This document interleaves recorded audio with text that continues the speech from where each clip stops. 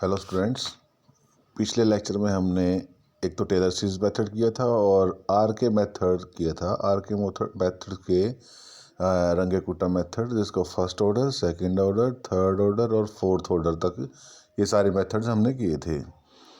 हमने देखा था कि जो जनरलाइज्ड या वाइडली यूज्ड मेथड है उसका वो फोर्थ ऑर्डर का है, आर के मेथड ऑफ फोर्थ ऑर्डर। तो इसी सीरीज में जो नेक्स्ट मेथड हमारा है वो है पिकार्ड मेथड। अब पिकार्ड मेथड क्या है, काम इसमें भी डिफरेंशियल इक्वेशन की वैल्यू ही निकालना है, बट इसमें सक्सेसफुली इसको सॉल्व करना है। इसको हम सक्सेसफुली अप्रोक्सीमेशन भी बोल देते हैं, या सक्सेसिव अप्रोक्सीमेशन का यूज़ करके हम इसको सॉल्व करते हैं। और इसमें हम इंटीग्रेशन का यूज़ करेंगे। तो in this method we find the solution of the differential equation which is valid in some interval containing x not, यानी कि जो इनिशियल वैल्यूज़ हैं एक्स नॉट और उसके कोरस्पॉन्डिंग वाई नॉट है, तो जो एक्स नॉट है किसी न किसी एक इंटरवल में ये एग्जिस्ट करता होगा, उसके अकॉर्डिंगली वो हमारी लिमिट्स हो जाएंगी वहाँ जो जिसके अंदर ये एक्स नॉट होगा। तो एक डिफरेंशियल इक्वेशन कंसीडर करते हैं, d y by d x is equal to f of x y for y at x not is equal to y not. इसका मतलब है x की वैल्यू जो इनिशियल वैल्यू है वो x नॉट है और y की वैल्यू भी y नॉट है। तो हमें क्या करना है, वैल्यू ऑफ y डिटरमाइन करनी है हमने कोरस्पॉन्डिंग टू x। वो सारे x हैं जो x नॉट को हटा के, x नॉट को छोड़ के जो बाकी जो जनरल वैल्यूज ऑफ x होंगी उसके ऊपर जो y की वैल्यूज आएंगी वो हमें निकालनी है। इसका मतलब तो इंटीग्रेशन करना है हमें, y not to y d y by d x का बन जाएगा y with respect to x। हम डिफ्रेंशिएशन या इंटीग्रेशन कर रहे हैं और राइट हैंड साइड में इंटीग्रेशन हो जाएगा x not to x f of x y d x. अब यहाँ पे एफ ऑफ एक्स भी है और y भी है। y को हमें x की टर्म्स में अगर लिख पाएँ तो इंटीग्रेशन बड़ा ईजी हो जाएगा। तो देयरफॉर जब लिमिट्स हम पुट करेंगे लेफ्ट हैंड साइड में, ये हो जाएगा y is equal to y not, जो माइनस वाई नॉट था उस तरफ जाके प्लस का y not, plus integration from x not to x f of x y d x. तो अब जो हम बात कर रहे थे कि y को अगर x की टर्म्स में हम लिख पाएँ, but it's not possible, therefore we know in the value of y at x not, that is y at x not is equal to y not, ये गिवन है। अब जो ये y की डिफरेंट वैल्यूज आती जाएंगे हमारे पास, as an approximation we replace y by y naught in the interval on the right hand side of 2 if y1 is the first approximation to the value of y on the left hand side of 2, then integration क्या बन जाएगा, y1 is equal to y not. देखो जो y था उसको हमने y1 नाम रख दिया, y not plus integration from x not to x f of x y not d x. y को y नॉट से रिप्लेस किया है। तो इन दिस वे जो नेक्स्ट इसकी अप्रोक्सीमेट, अब इसको जब सॉल्व करेंगे हम तो यहाँ से एक वैल्यू आएगी सिंप्लीफिकेशन के बाद जिसका नाम y1 होगा। तो उस y1 की वैल्यू नेक्स्ट स्टेप में इसी इंटीग्रेशन में फिर पुट कर देंगे, फिर वैल्यूज कॉरस्पॉन्डिंग टू y1 आएगी, तो उसका इंटीग्रेशन क्या बन जाएगा, अब y2 is equal to y not plus integration from x not to x f of x y1। देखो जहाँ पे y नॉट था वहाँ पे y1 आ गया, यानी कि जो पिछले स्टेप की वैल्यू आई थी वो नेक्स्ट स्टेप में पुट करनी है हमें। सिमिलरली y3 आ जाएगा y not plus x not to x integration f of x y two this time d x, और कंटिन्यूइंग लाइक दिस हम वाई एन एनथ इंटरवल की यानी कि एनथ वैल्यू वाई की एन एथ वैल्यू निकाल सकते हैं।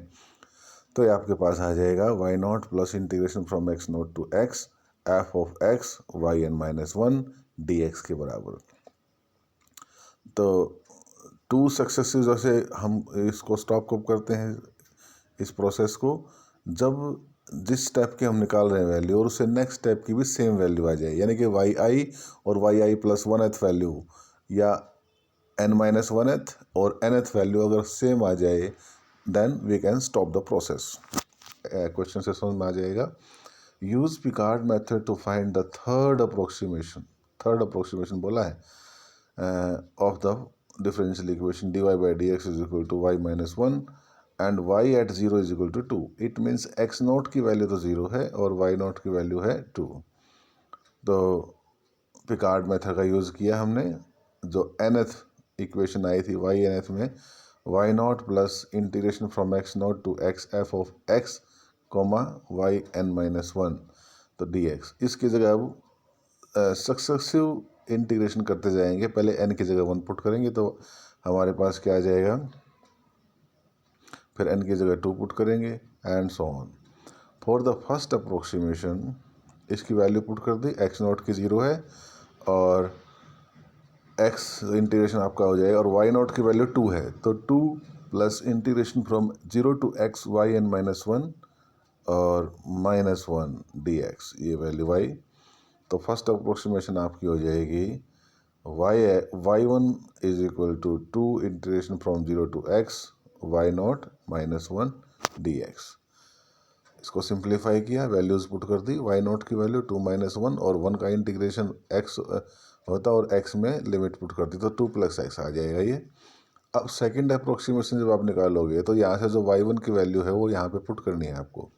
तो वाई वन की वैल्यू तो 2 प्लस एक्स है, वो सब्स्टिट्यूट करेंगे, एक्स प्लस वन आया और एक्स प्लस वन का integration x square by 2 plus x, इसके अंदर लिमिट हम पुट कर देंगे तो आपके पास आ जाएगा y two, that is 2 plus x square by 2 plus x. Question बड़े इजी हैं, मेथड तो मैं आपको इसलिए बता रहा हूँ, मेथड का इसमें कभी सॉल्व अगर आप सोचो कि कोई एग्ज़ाम में मेथड को एक्सप्रेस या एक्सप्लेन करना आएगा, वो नहीं आएगा।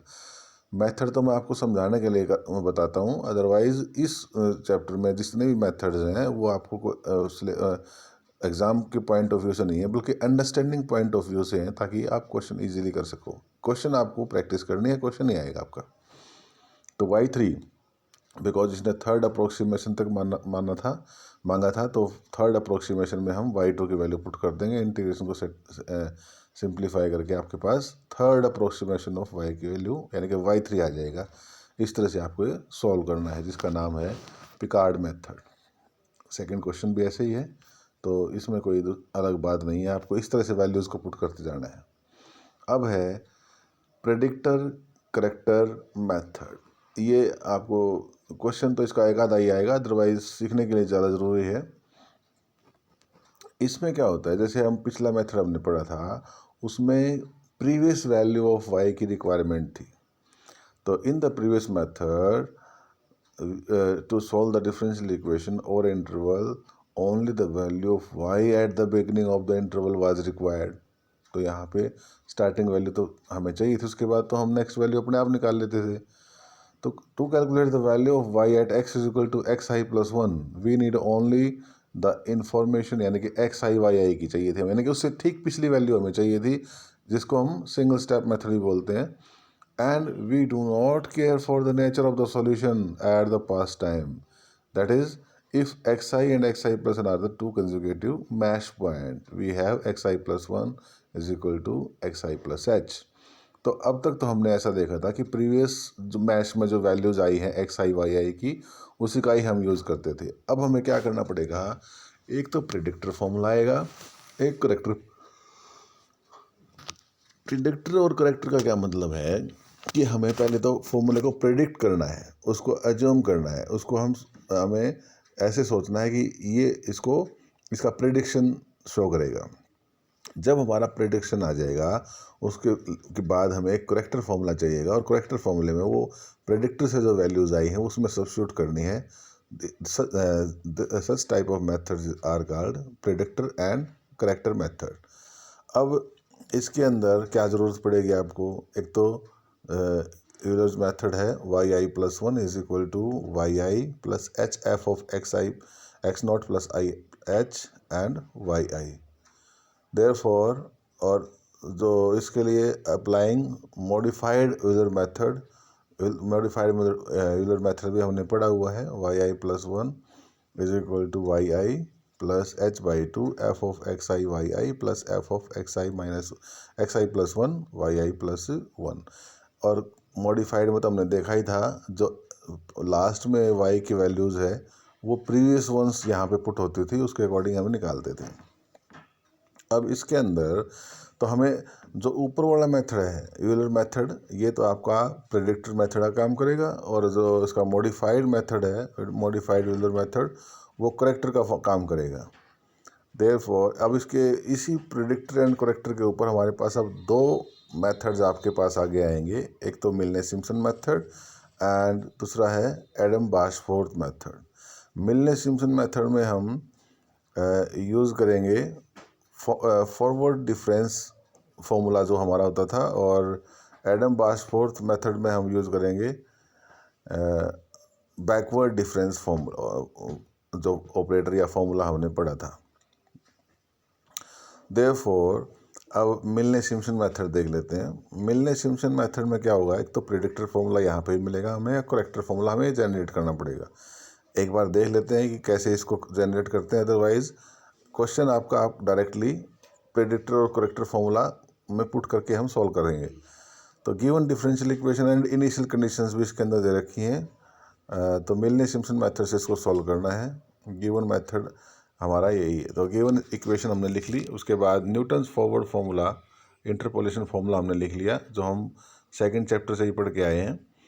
तो न्यूटन फॉरवर्ड फार्मूला जो आपके पास आया है, इसके अंदर डिफरेंस ऑपरेटर वाई डैश का मतलब आपको पता है in terms of y dash and u, उसको फॉर्मूले को हमने इस फॉर्म में लिख लिया। वाई डैश का मतलब d y by d x है, वाई डैश की फॉर्म में लिख लिया।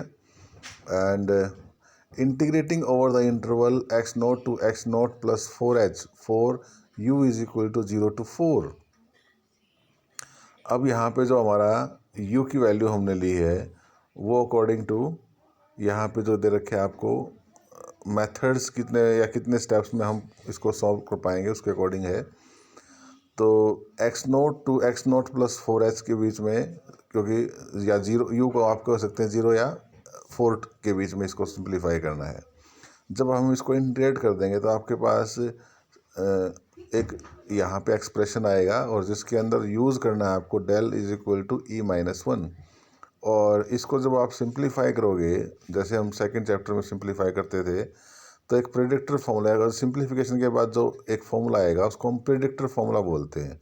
यहाँ पे y4 से रिप्रेजेंट कर रखा है इक्वेशन नंबर 2 में, और y4 is equal to y0 plus 4h/3 into 2y dash minus y2 dash plus 2y3 dash plus 28/90 h del 4 and y0 dash. इसका नाम है मिलनेज प्रेडिक्टर फॉर्मूला।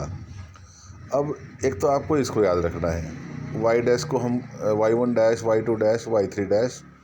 अगर हमारा डिफरेंशियल ऑपरेटर देखो अगले टर्म के अंदर डेल 4 है, अगर 4 बार तक डिफरेंशिएशन उसका पॉसिबल है तो ये टर्म आएगी, अदरवाइज आगे वाली टर्म्स को हम नेगलेक्ट करेंगे। तो हमारे पास ये फर्स्ट 2 टर्म्स ही बचेंगी, और ये मिलनेज प्रेडिक्टर फॉर्मूला होगा इसका नाम। अब करेक्टर फॉर्मूला फाइंड करने के लिए हमें फिर से उसको इंटीग्रेट करना पड़ेगा इक्वेशन 1 को। अब इस बार किस कौन से इंटरवल में लेना है, इस बार x0 से लेके x0 प्लस 2h के बीच में लेना है, या 0 to 2 u की वैल्यू आ जाएगी। इसको फिर से हम इंटीग्रेशन करेंगे, डेल की वैल्यू यूज़ कर देंगे e-1, और इसको सिंप्लीफिकेशन के बाद जो आपके पास फॉर्मूला आएगा उसका नाम है मिलनेज करेक्टर फॉर्मूला। तो यहाँ पे जो y4 की टर्म्स में आया है वो तो प्रेडिक्टर फॉर्मूला है, और y2 की फॉर्म में जो आया है वो करेक्टर फॉर्मूला है, और ये आ जाएगा y0 plus h/3 y0 dash plus 4y1 dash plus y2 dash plus h minus h/90। इस बार फिर डेल 4, यानी कि 4 बार तक अगर डिफरेंशिएशन पॉसिबल है तो ये टर्म आएगी, अदरवाइज नहीं आएगी। तो इनका आपको याद रखना है, predictor and character formula. Question देख लेते हैं। क्वेश्चन में ज़्यादा प्रॉब्लम नहीं आएगी, बड़े इजी हैं। तो फाइंड y2 यहाँ पे लिखा हुआ है, फाइंड y एट 2, यानी कि जब x की वैल्यू 2 है तो उस टाइम y की वैल्यू आपको बतानी है। If yx is the solution of dy by d x is equal to half of x plus y, assuming that कुछ वैल्यूज़ यहाँ पे दे रखी हैं। ये y0 यानी कि y एट 0, यानी कि स्टार्टिंग वैल्यू 2 दे दी, 0.5 पे दे दी 2.636, एंड 1.0 पे दे दी 3.595, एंड y एट 1.5 पे वैल्यू दे दी। 3-4 वैल्यूज आपके पास दे रखी हैं, और y2 की पूछी है। देखो 0 पे दे दी, 0.5 पे, 1 पे, 1.5 पे, और 2 पे आपको बतानी है। तो और इस तरह के क्वेश्चन के अंदर हम प्रेडिक्टर एंड करेक्टर यानी कि मिलने सिम्पसन मेथड यूज़ करेंगे। तो गिवन डिफरेंशियल इक्वेशन हमने लिख ली, that is F X Y के बराबर है वो half of X plus Y. अब जो देखो डिफरेंस कितना है, एक्स की वैल्यूज़ में 0.5 का है और 0.5 का है तो हमें 2 पे बताना है, और कॉरस्पॉन्डिंग वाई की value y0, y1, y2, y3 हमारे पास ये गिवन है। देयरफॉर जो अब इसके लिए अजम्पशंस हैं कि एफ नोट का मतलब है given f of x y at x nought y nought, यानी कि डिफरेंशियल इक्वेशन में आपको x nought y nought put करना है एक्स वाई की जगह। उनकी वैल्यूज़ हमने यहाँ पे सब्स्टिट्यूट कर दी, 0 और 2, सिंप्लीफाई कर दिया, 1 आ गया।